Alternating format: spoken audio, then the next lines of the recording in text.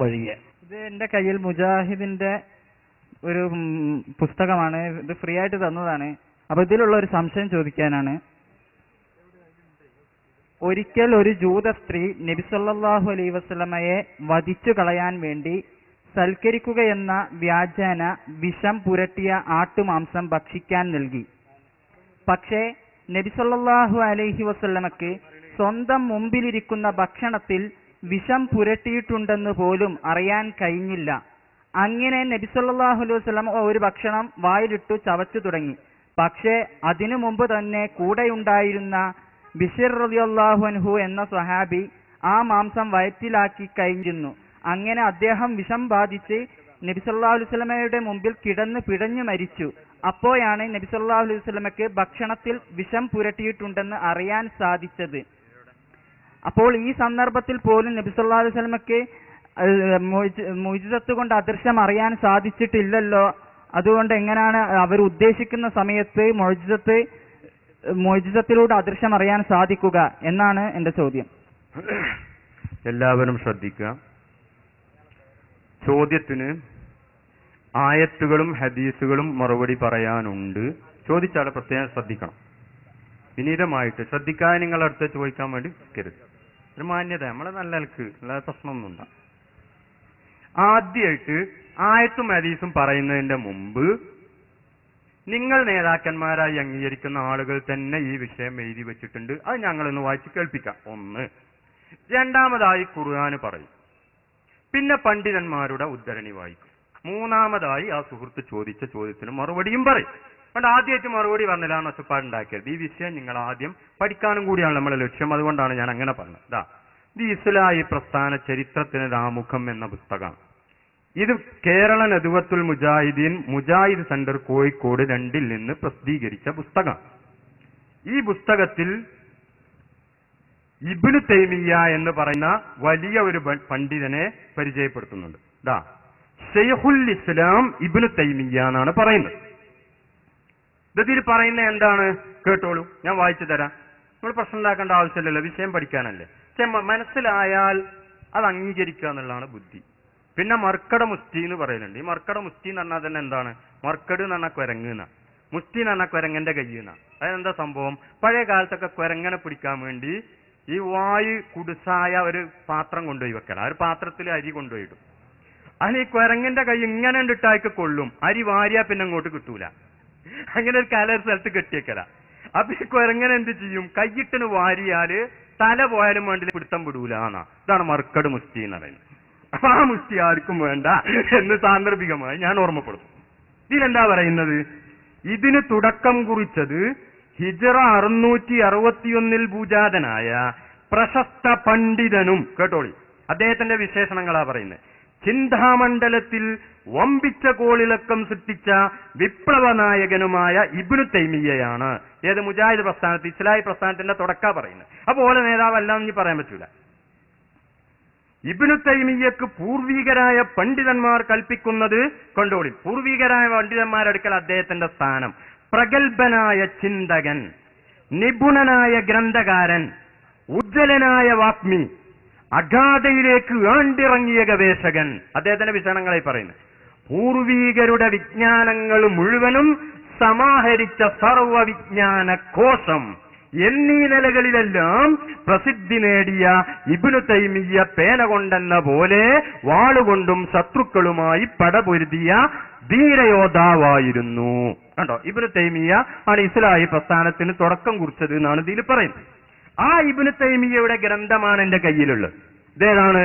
അൽ ഫുർഖാൻ ബൈന ഔലിയായി റഹ്മാനി വ ഔലിയായി ശൈത്വാൻ എന്നാണ് ഈ പുസ്തകത്തിന്റെ പേര്. ആ പുസ്തകത്തിന്റെ 69ാമത്തെ പേജിൽ അദ്ദേഹം ചോദിച്ചതിന് മറുപടിയുണ്ട്. അതുകൊണ്ടാണ് ഞാനിത് വായിക്കുന്നത്. 69ാമത്തെ പേജിൽ എന്താണ് പറയുന്നത്?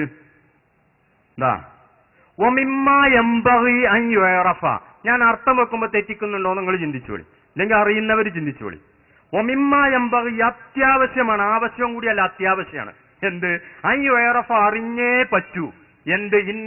അന്നൽ കറാമാത്തി, കറാമത്തുകൾ കത്തക്കൂനു, ചിലപ്പോൾ അതുണ്ടാകും, ബിഹസ്ബി ഹാജത്തിർ റജുലി, ഒരാളുടെ ആവശ്യത്തിനനുസരിച്ച് കറാമത്തുണ്ടാവും. എന്ന് പറഞ്ഞാൽ എനിക്ക് കറാമത്തുണ്ടെങ്കിൽ ഞാൻ ഉദ്ദേശിക്കുമ്പോൾ ഉണ്ടാവും, അല്ലാത്ത കറാമത്ത് കൊണ്ട് എന്ത് കാര്യമുള്ളു? കറാമത്താണ് ഇയാൾ ആദരിച്ച് അയാൾക്ക് കൊടുക്കണമെന്നാണ് എന്റെ ഭാഷാർത്ഥം. ആദരിച്ച് എന്നെ ആദരിച്ച് എനിക്കിട്ട് ഞാൻ ഉദ്ദേശിക്കുമ്പോൾ ഇല്ലെങ്കിൽ പിന്നെ അതിന്റെ കാര്യം പിന്നെ എന്തിനാണ്? അങ്ങനെ ആദരവിന്റെ ആവശ്യമില്ലല്ലോ. അതാണ് കത്തക്കൂണു അദ്ദേഹം പറയുന്നത്. കത്തക്കൂണു ചിലപ്പോൾ അതുണ്ടാകും റജുലി ആവശ്യത്തിന്റെ ആളുടെ ആവശ്യമനുസരിച്ചുണ്ടാകും. എന്നിട്ട് വിശദീകരിക്കാണ് ഈമാൻ ദുർബലനായൊരു വിശ്വാസി കറാമത്തിലേക്ക് ആവശ്യമായി. അവിൽ മുഹ്താജു അല്ലെ മറ്റുള്ള എന്തോ ആവശ്യമുള്ള ആള്, രോഗമാകട്ടെ പനിയാകട്ടെ എന്തോ ആകട്ടെ, എന്നാൽ അത്താഹു മിൻഹ ഈ വലിയ ആ കറാമത്തിൽ നിന്ന് കൊണ്ടുവരും മായുഖവ്വി ഈമാനഹു ദുർബല വിശ്വാസിയുടെ ഈമാൻ ശക്തിപ്പെടുത്താനും വയസുദ്ദു ഹാജത്തഹു ആവശ്യം എന്താണോ അത് നിറവേറ്റാനും ആവശ്യമായത് ഉദ്ദേശിക്കുന്ന സമയത്ത് അവൻ കൊണ്ടുവരും.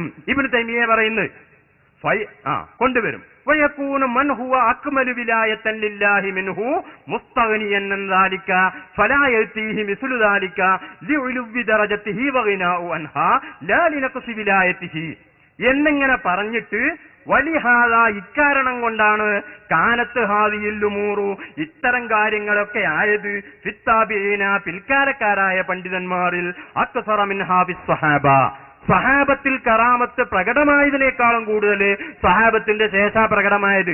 അവര് മോശക്കാരായതുകൊണ്ടല്ല, ദുർബല വിശ്വാസികളും മറ്റുമൊക്കെ സഹാബത്തിന്റെ കാലത്തുള്ളതിനേക്കാൾ കൂടുതൽ പിൽക്കാലത്തുള്ളത്. അപ്പൊ അവർ ഈമാന് ശക്തിപ്പെടുത്താനുള്ള ചില കറാമത്തുകൾ കാണിച്ചു കൊടുക്കേണ്ടി വരും. ആ കാണിക്കേണ്ട ആവശ്യം വരുമ്പോ കാണിക്കും.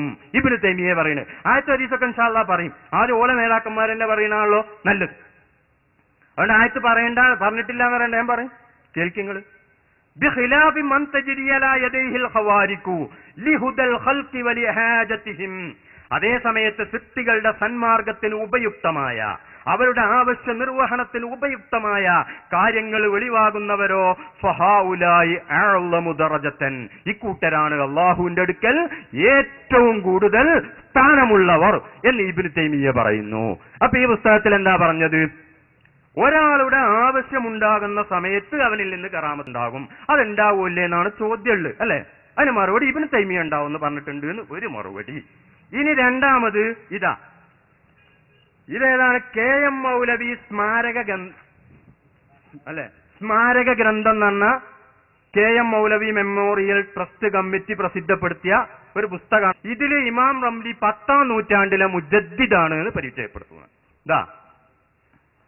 ഹിജ്റ ഓരോ നൂറ്റാണ്ടിലുള്ള മുജദ്ദിദ് എന്ന് പറഞ്ഞാല് പുതുതാക്കുന്ന ആള് എന്നാ. അതായത് ദീനിന്റെ കാര്യങ്ങളൊക്കെ ഇങ്ങനെ തേഞ്ഞു മാഞ്ഞു പോകുമ്പോ അവർക്ക് ഈമാനിന് ശക്തി ഇതൊക്കെ കൊടുക്കാൻ വേണ്ടി ഒരു പുതുതായി ആ കറാമത്തുകളും ഒക്കെ മറ്റുമൊക്കെ ഇങ്ങനെ കാണിച്ച് ചില കാര്യങ്ങളൊക്കെ ചെയ്ത് ദീനൊന്നും ഉഷാറാക്കുന്ന ആള്, ഇവർക്ക് മുജദ്ദിദ് എന്ന് പറയും. അങ്ങനെ 10ാം നൂറ്റാണ്ടിലെ മുജദ്ദിദായി ഇമാം റംലിയെ ഈ പുസ്തകത്തിൽ പരിചയപ്പെടുത്തുന്നുണ്ട്. ഞാൻ വായിക്കാം.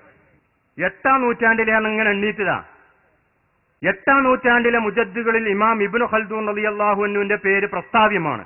9ാം നൂറ്റാണ്ടിലെ പരിഷ്കർത്താക്കളിൽ എണ്ണപ്പെട്ടയാളാണ് ഇമാം സുയൂത്തി റഹ്മഹുല്ലാഹ്. സുയൂത്തി 10ാം നൂറ്റാണ്ടിലെ മുജാദ്ദുകളെ എണ്ണപ്പെട്ട ഒരു മഹാനാണ് ഇമാം ശംസുദ്ദീൻ. ഇമാം റംലിയെയും പ്രസ്തുത നൂറ്റാണ്ടിലെ പരിഷ്കർത്താവായി ചിലരെണ്ണിയിരിക്കുന്നു എന്ന് ഈ പുസ്തകത്തിൽ പറയുന്നുണ്ട്. ആ ഇമാം റംലി റഹ്മഹുല്ലാഹ് അദ്ദേഹത്തിന്റെ ഫതാവർ റംലി, അദ്ദേഹത്തിന് ഫത്താവുണ്ട്, ഫത്താവർ റംലി. 10ാം നൂറ്റാണ്ടിലെ മുജദ്ദിദെന്ന് അവർ തന്നെ അംഗീകരിച്ച് എണ്ണിയ ഇമാം റംലി തങ്ങൾ എന്താണ് ഈ വിഷയത്തിൽ പറയുന്നത്? അതാണ് ഞാൻ രണ്ടാമത് കാണിക്കുന്നത്. 3ാമത് ആയത്ത് പറയും, ഹദീസ് പറയും, മറ്റുദ്ധരണികളും പറയും, മൂപ്പര ചോദ്യത്തിനും മറുപടിയും പറയും. വിഷയം പഠിക്കല നമ്മളെ ലക്ഷ്യം. ഇമാം റംലി പറയുന്നു. ഇമാം റംലിയോടൊരു ചോദ്യം. എന്താ ചോദ്യം? ചില ആളുകൾ ഇങ്ങനെ വിഷമഘട്ടങ്ങളിൽ ഒക്കെ യാ ശൈഖ് ഫുലാൻ, യാ റസൂലല്ലാഹ്, യാ ശൈഖ് മുഹിയുദ്ദീൻ ഇങ്ങനെയൊക്കെ ഇങ്ങനെ വിളിച്ച് കാവലിനെ തേടാറുണ്ട്. ഇങ്ങനെ തേടൽ അനുവദനീയമാണോ അല്ലേ? ഒരു ചോദ്യം. രണ്ടാമത് ചോദ്യം, അങ്ങനെ ചോദിച്ചാൽ അവർക്കതിന് സഹായിക്കാൻ കഴിയുമോ ഇല്ലേ? രണ്ടാമത്തെ ചോദ്യം. ഇങ്ങനെയുള്ള ചോദ്യത്തിന് മറുപടി പറയുമ്പോ ആ ചോദ്യത്തിന് അത് അനുവദനീയമാണ് ഇന്ന് പറഞ്ഞിട്ട് ഇമാം റംലി പറയുന്നു, വലിർ റുസുലി പ്രവാചകന്മാര്, വല്ലംബിയായി അംബിയാ മുർസലുകൾക്കും, വല്ലൗലിയായി ഔലിയാക്കൾക്കും, വസ്സാലിഹീന സജ്ജനങ്ങൾക്കും ഇഗാസത്തുൻ സഹായിക്കാൻ കഴിയും. ജീവിതകാലത്തെന്ന് മാത്രമല്ല ബഅദ മൗതിഹിം അവർ മരണപ്പെട്ടു പോയതിന് ശേഷവും സഹായിക്കാൻ കഴിയും